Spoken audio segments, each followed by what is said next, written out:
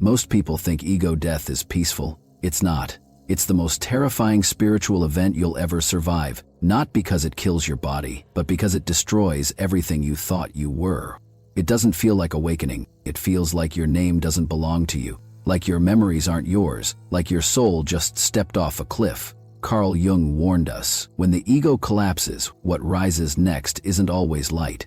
Sometimes it's the shadow, sometimes it's madness, and sometimes it's something more real than anything you've ever called you. Today, I'll show you exactly what ego death does to your identity, your brain, and your soul, and why the most dangerous part isn't the collapse itself, but what happens after. If you've ever felt like you're becoming a stranger to your own life, if you're wondering, am I waking up or breaking down? If you've asked, who am I without this pain, this past, this mask? You're not alone, and you're not crazy. You're standing at the edge of the most sacred, violent transformation in human consciousness. This is ego death, and if you're brave enough to keep watching, I'll show you how to face it and what you must never do once it begins.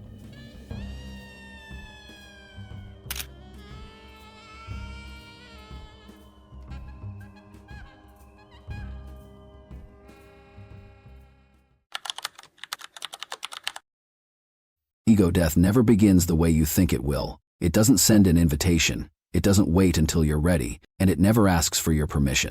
Sometimes, it begins the moment someone you trusted turns on you, a betrayal that cracks something ancient inside you, not just your heart, but your very identity. Suddenly, your story doesn't make sense anymore. The person you were in that story collapses, and what's left is silence. Other times, it starts with a loss, a death, a breakup, the end of something you thought would last forever. Your job disappears, your family fractures, you look in the mirror and feel like a ghost of someone you no longer recognize. And then there are moments that look like awakening, a psychedelic trip, a deep meditation, a spiritual breakthrough. But what begins as light quickly turns disorienting. Boundaries dissolve, thoughts untether, and the you who's always narrated your life suddenly vanishes. Carl Jung said ego death destabilizes not just your present, but your entire sense of time. Your past memories, your future hopes, even your morality. You begin to question, was any of it ever real? Neurologically, it's measurable. Studies on meditation and psychedelics show that during ego dissolution, the default mode network, the part of the brain that constructs your sense of self, goes quiet. That internal voice that says, I am this, I am that, fades, and what remains is raw awareness, stripped of identity. But here's the hardest truth. Ego death almost never feels like transformation at first. It feels like dying, not metaphorically, biologically, because your nervous system doesn't distinguish between ego collapse and existential threat. Both feel like annihilation. That's why most people resist it, not because they're weak, but because they were never told that losing who you are might be the first step to remembering who you've always been. When ego death begins, it feels like you're the one dying, but the truth is darker and more liberating. What's dying isn't you, it's the false self you've mistaken for you your entire life. Carl Jung called this structure the persona, a mask we build to survive in a world that demands performance. From the moment you were a child, you learned who you needed to be safe, praised, accepted. Maybe it was the achiever, the caretaker, the rebel, the quiet one. These roles weren't random. They were survival responses, crafted with surgical precision to avoid pain and rejection. Over time, those roles hardened into identity. This is just who I am, you told yourself. But that wasn't the truth. It was a defense system, adaptive, brilliant, necessary, but not you. Think about it. When someone insults your title, your appearance, your intelligence, why does it sting so deeply? Because the ego built its fortress out of those things, and every insult feels like a breach in the wall that keeps your unworthiness hidden. But here's the paradox. The ego isn't evil. It's not trying to trap you. It thinks it's protecting you. The problem is it believes it's the whole truth, and so it fights like hell to stay alive, even when its job is done. Ego death is the moment that illusion crumbles. The you that was built from social approval, childhood trauma, and fear of rejection, that's what dies. And when it does, what's left is unnervingly quiet. There's no story, no label, no status, just awareness. For the first time, you're not reacting through a script. You're just here, watching the wreckage of who you thought you were. And slowly, something deeper starts to breathe.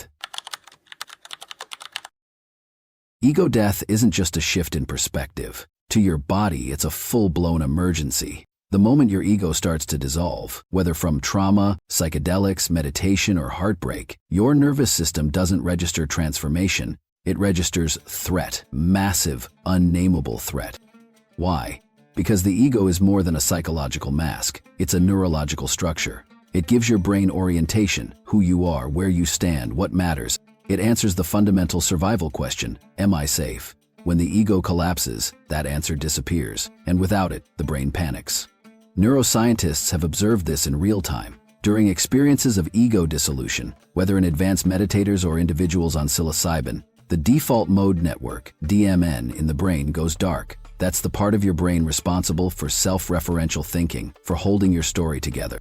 When it shuts down, your usual sense of I fades. But here's the kicker. Your amygdala doesn't understand philosophy. It doesn't care about Jung or spiritual awakening. All it knows is that the organizing principle of your identity just vanished, and it floods your system with fight, flight, or freeze signals. This is why, during ego death, people cry uncontrollably, shake, vomit, scream, or even hallucinate. The body thinks it's dying because in a very real way, something is, and that something, your ego, won't go quietly. It will grasp for structure, reach for identity, cling to anything familiar. That's why, during collapse, the mind might fixate on random thoughts, traumatic memories, or spiritual delusions. It's trying to rebuild a sense of me from whatever fragments are still within reach. Most people abort the process here, not because they lack discipline, but because their biology is screaming for solid ground. They run back to what's familiar: religion, ideology, therapy, work, relationships, anything that reaffirms the ego's existence. But Jung knew you must go through the panic, not around it, because what waits on the other side isn't death, it's what's been watching you from the beginning. Once the ego collapses and the panic burns itself out, something eerie happens. Everything goes quiet. No labels, no roles, no story, just silence.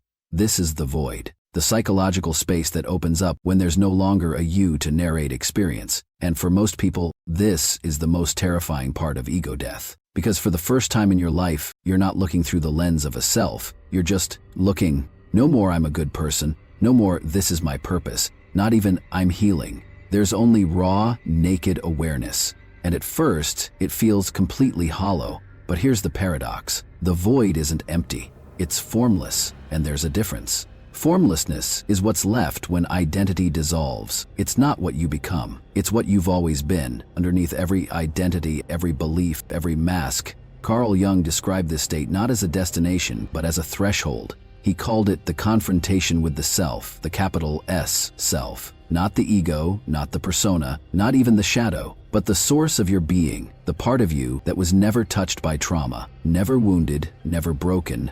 But the ego can't comprehend formlessness. It wants to name it, define it, make it useful, and that's the trap. The moment you try to turn the void into a new identity, it collapses back into ego. You've likely glimpsed this before. Brief moments when the world slows down and you're not thinking or reacting. You're just aware. Not as someone, just as presence. The problem is, most of us don't trust that space. We rush to fill it with goals, thoughts, spirituality, or even healing. But the void isn't asking you to do anything. It's asking you to be nothing long enough to remember that awareness doesn't need an identity to exist. And that's the beginning of real freedom, when you no longer have to be someone to finally be here. Ego death isn't the end of the journey, it's the demolition.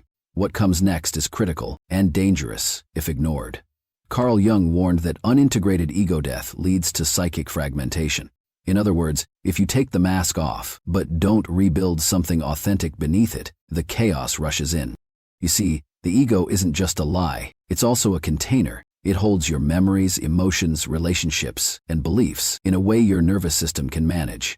When that container shatters, you're exposed to the full force of the unconscious, and without integration, that raw power can destroy you.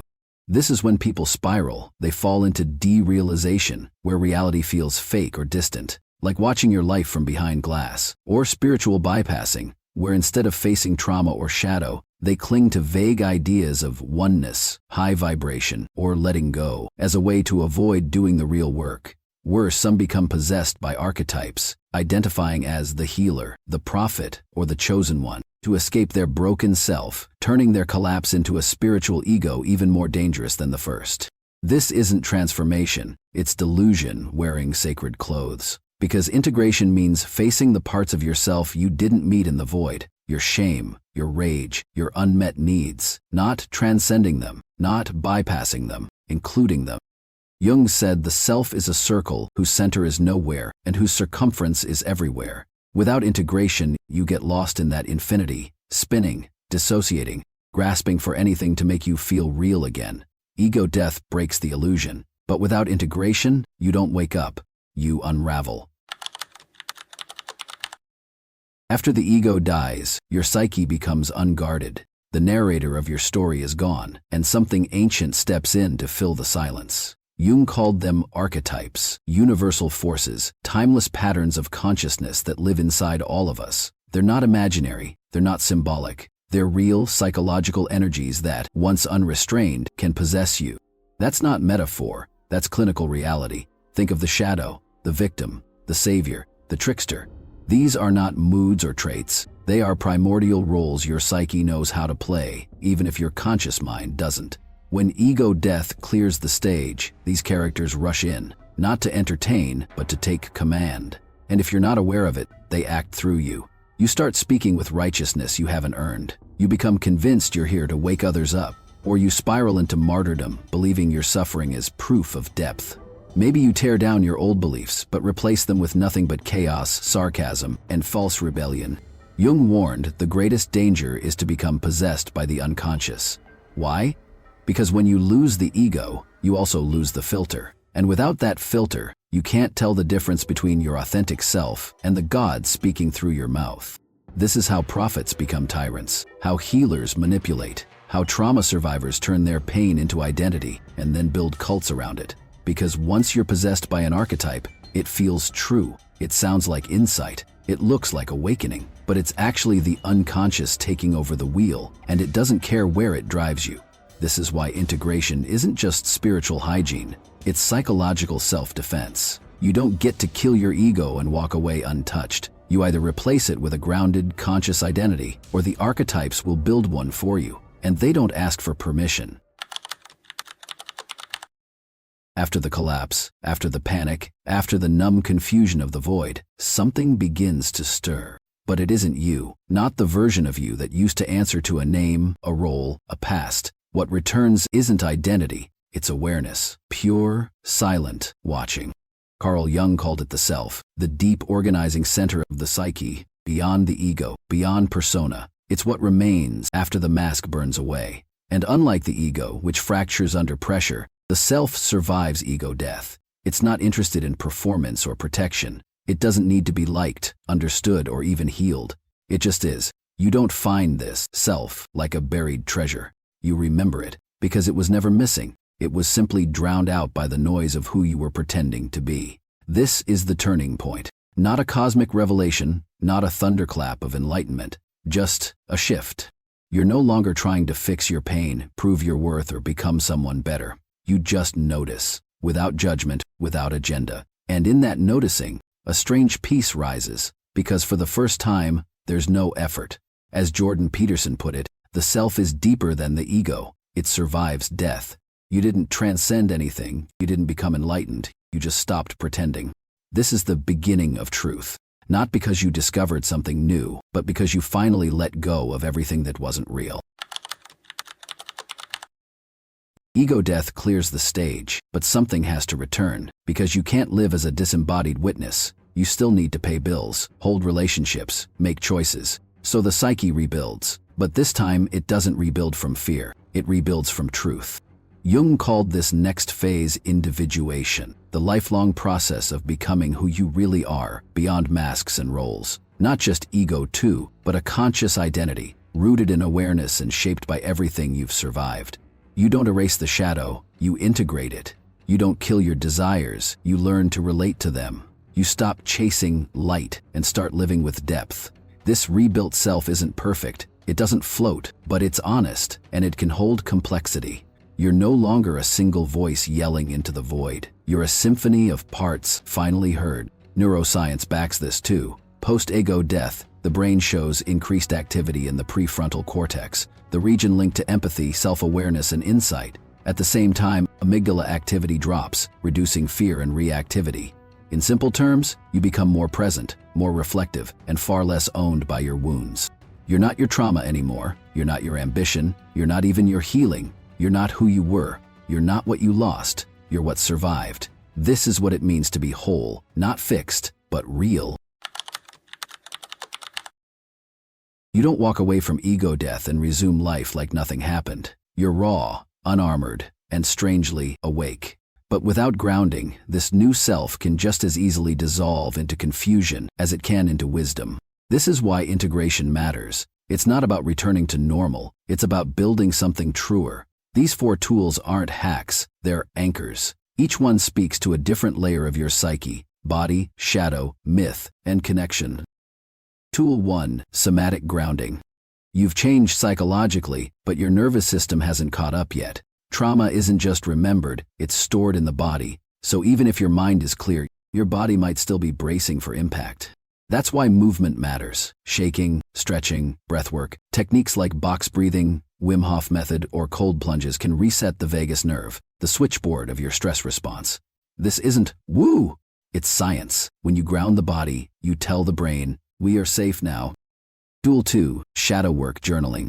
You've seen behind the ego, but what about what it was hiding? The shadow. Everything you rejected, denied, or disowned to survive. Now's the time to let it speak. Try asking, what do I blame others for that lives in me? What part of me feels unworthy of love? What truth am I afraid to say out loud, even to myself? You're not fixing the shadow, you're witnessing it. And what is seen can be healed. Tool 3. Archetypal dialogue. Without the ego's filter, archetypes surge forward. But instead of being possessed, you can partner with them. Ask, who's running the show today? Is this my inner child, my warrior, my trickster, or my sage? What does this energy want me to know, not just do? You're not just one self. You're a cast of inner characters, each with a message. Dialogue with them, don't suppress them. Tool 4. Conscious connection. Awakening often feels isolating, but healing happens in relation. Your nervous system co-regulates. When you're around grounded, attuned people, your body calibrates to their calm. Find spaces where masks aren't required. Integration circles, trauma-informed therapists, deep, honest friendships. Not to be fixed, just to be seen. Because your new self doesn't grow in silence. It grows when someone says, I see you, and you're still here. Integration is the bridge between ego death and soul rebirth. Don't rush it, but don't skip it. Ego death isn't the end. It's the sacred destruction of everything that was never truly you. And when the illusions fall away, what's left isn't emptiness. It's awareness, waiting, watching, ready to rebuild. But hear this clearly, integration doesn't mean going back. It means becoming whole with your shadow, your story, and your silence. So now I want to ask you, what part of you had to die so something real could finally live? Drop it in the comments. If you're ready to see what possesses people after ego death, watch my next video where Jung reveals how spiritual energies hijack the human mind.